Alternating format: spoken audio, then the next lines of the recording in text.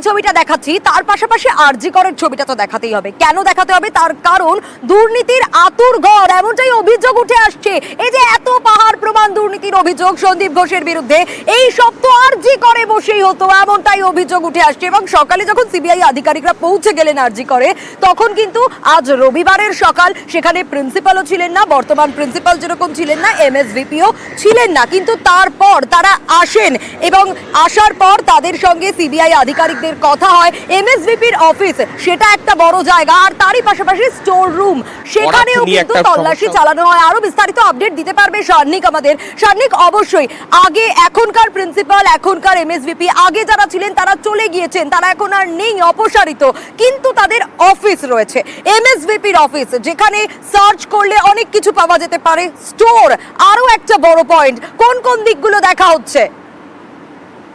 Search operation নয়, এর পাশাপাশি যেটা অত্যন্ত গুরুত্বপূর্ণ এক্ষেত্রে তা হলো তথ্যানুসন্ধান। অর্থাৎ যারা সিবিআই আধিকারিকরা রয়েছেন তারা এসে বর্তমান যারা প্রিন্সিপাল এবং এমএসভিপি রয়েছেন তাদের সঙ্গে কথা বলছেন, এবং হাসপাতালের তরফে এখনো পর্যন্ত যেটা খবর, সম্পূর্ণভাবে সিবিআই কে সহায়তা করা হচ্ছে। যা যা তথ্য তারা জানতে চাইছেন, এই যে দুর্নীতির অভিযোগগুলো উঠেছে সেই বিষয়ে যা যা নথির বিষয়ে জানতে চাওয়া হচ্ছে, তারা সেইগুলো দিয়ে তাদেরকে সাহায্য করছেন। ইতিমধ্যেই এমএসভিপির অফিসে এমএসভিপি রয়েছেন, আমরা জানি সকালবেলা তাকে ঢুকতে আমরা দেখেছি, সপ্তর্ষি চট্টোপাধ্যায় তিনি রয়েছেন। পাশাপাশি প্রিন্সিপালের অফিসেও কিন্তু দুজন সিবিআই আধিকারিক বর্তমানে রয়েছেন, তেমনটাই কিন্তু জানতে পারা যাচ্ছে। প্রিন্সিপালের অফিসে অর্থাৎ ডক্টর মানস বন্দ্যোপাধ্যায়ের অফিসেও কিন্তু সেখানেও সিবিআই আধিকারিকরা বর্তমানে রয়েছেন, এবং তারা সেখানেও কিন্তু প্রিন্সিপালের সঙ্গে কথা বলছেন।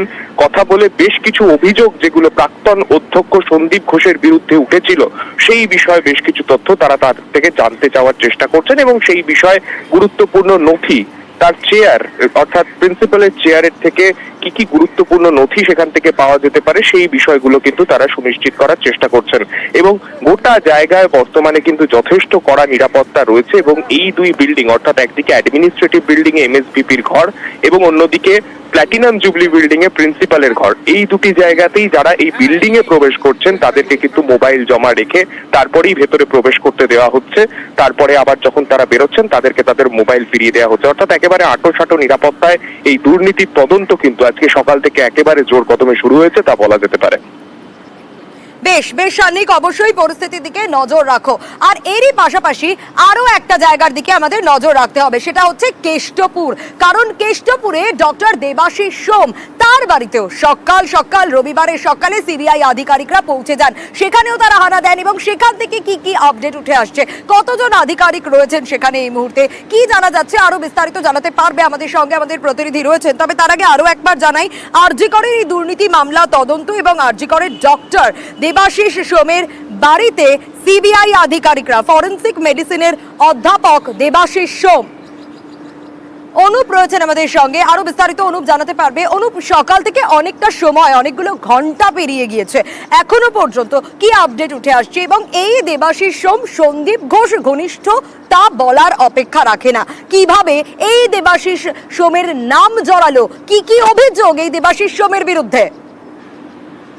তাহলে সকাল 7টা নাগাদ সিবিআই 6 জন আধিকারিক তারা এখানে কেষ্টপুজি হানা পাড়ায় দেবাশিস সোম, যিনি হচ্ছেন অধ্যাপক ফরেনসিক মেডিসিন বিভাগে, এবং তার বাড়িতে কিন্তু এই তল্লাশি অভিযান চলছে। এবং তল্লাশি অভিযান চলার কিন্তু কারণ, সন্দীপ ঘোষ যিনি প্রাক্তন অধ্যক্ষ আরজি কর মেডিকেল কলেজের, এবং সেই সন্দীপ ঘোষের সঙ্গে তার যে একেবারে ঘনিষ্ঠতা ছিল প্রথম থেকে কিন্তু সিবিআই সেটা কিন্তু স্পষ্ট হয়েছিল। তো তাই নয়, এই যখন এই তদন্তে সিবিআই পক্ষ থেকে সিবিআই নামে, সেক্ষেত্রে লক্ষ্য করা যায় সন্দীপ ঘোষের সঙ্গে একেবারে সরাসরি দেবাশিস সোম তার কিন্তু বেশ লেনদেন সংক্রান্ত বেশ কিছু তথ্য মিলেছিল।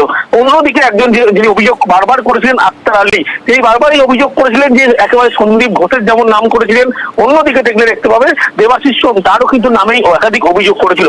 পরবর্তী ক্ষেত্রে সিবিআই তদন্ত নেমে কিন্তু একাধিক দুর্নীতির তদন্ত এবং যে সমস্ত লেনদেন সংক্রান্ত বিষয় একাধিক সামনে আসে। এরপরেই সিবিআই এর পক্ষ থেকে ইতিমধ্যেই দেবাশিস সোম তার বাড়িতে কিন্তু হানা দিয়েছে, এবং সেখানে তল্লাশি যেমন চলছে এবং দেবাশিস সোমকে কিন্তু জিজ্ঞাসাবাদ করা হচ্ছে। সন্দীপ ঘোষ যেহেতু ঘনিষ্ঠ, সেই কারণেই তার বাড়িতে তল্লাশি এবং জিজ্ঞাসাবাদ ইতিমধ্যেই সিবিআই চালাচ্ছে। বেশ বেশ, অবশ্যই অনুপ, পরিস্থিতির দিকে নজর রাখো। আর এর পাশাপাশি হাওড়ার দিকেও আমাদের নজর রাখতে হবে। হাওড়ায় কেন রাখতে হবে, তার কারণ হাওড়াতেও সাকরাইলেও তল্লাশি চলছে, সেখানেও অত্যন্ত গুরুত্বপূর্ণ একজন রয়েছেন। কি করে এই গুরুত্বপূর্ণ, সেও যে সন্দীপ ঘোষ ঘনিষ্ঠ তা বলার অপেক্ষা রাখে না, কারণ এই সন্দীপ ঘোষের বিরুদ্ধে ভুরি ভুরি অভিযোগ। মোট 15টি জায়গায় সিবিআই আধিকারিকরা পৌঁছে গিয়েছেন। সকাল থেকে সেই ছবি আমরা দেখাচ্ছি। সাকরাইলে হাটগাছাতেও বিপ্লব সিং এর বাড়িতে তল্লাশি চলছে। এই বিপ্লব সিং কে মেডিকেল সাপ্লায়ার, কিভাবে তার নাম জড়িয়ে গেল, আরো বিস্তারিত দেবাশিস এ বিষয়ে জানাতে পারবে আমাদের। দেবাশিস, মেডিকেল সাপ্লায়ার বিপ্লব সিং, তার নাম আরজি করের এই দুর্নীতির তদন্তে কিভাবে চলে এলো? দেখো, বিপ্লব সিং এর নাম জড়ালো তার কারণ প্রথম যে দুর্নীতির অভিযোগ ওঠে তা কিন্তু সন্দীপ ঘোষের বিরুদ্ধে, অর্থাৎ মেডিকেল ইনস্ট্রুমেন্ট বাইরে বিক্রি করা থেকে শুরু করে আর্জি করে তার অভাব বোধ করা, অর্থাৎ আর্জি করে সেই জিনিসপত্র আসার পরেও সেগুলি হাসপাতালে পাওয়া যায় না, এই অভিযোগটা ওঠে। কিন্তু এই সাপ্লাইয়ার কারা?